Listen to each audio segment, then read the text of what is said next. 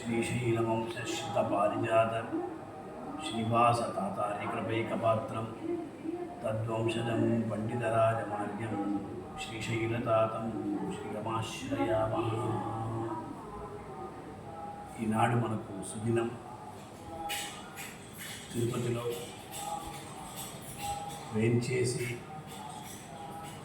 సంస్కృత కళాశాలలో ప్రిన్సిపాల్గా పనిచేసి పరమపదించినటువంటి శ్రీ ఉవే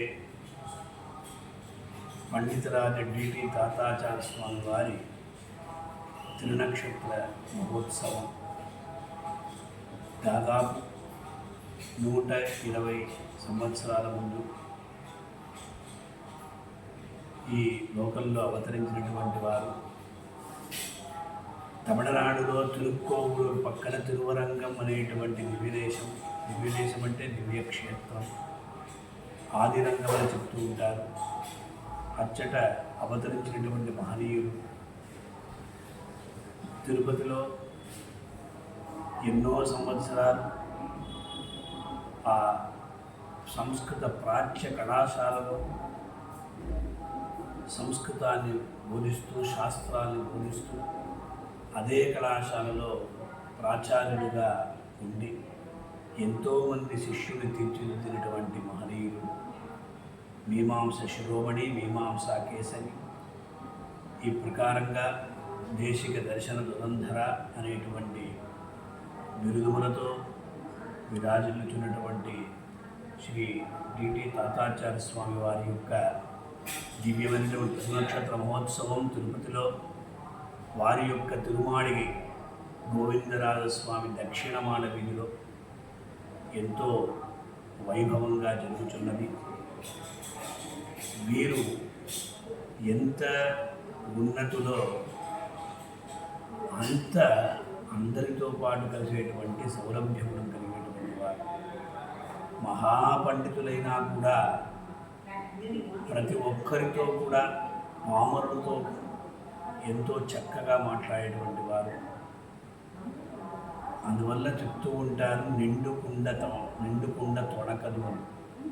పూర్ణోఘట శబ్దం నకురుతే అన్న రీతిగా పాండిత్యం నిర్విద్య బాల్యేన తిష్టాసే అనేటువంటి ఆ రీతిలో ఈ స్వామి ఇచ్చట వేంచేసి తిరుపతిలో, మైలాపూర్లో అంతటా కూడా గ్రంథ చతుష్టయ కాలక్షేపాన్ని అందరికీ కూడా శ్రీభాష్యం, గీతాభాష్యం, రాష్ట్రసారం, భగవద్విషయం అనేటువంటి గ్రంథ చతుష్టయాల్ని పలువురు శిష్యులకి కాలక్షేపం చేయించారు.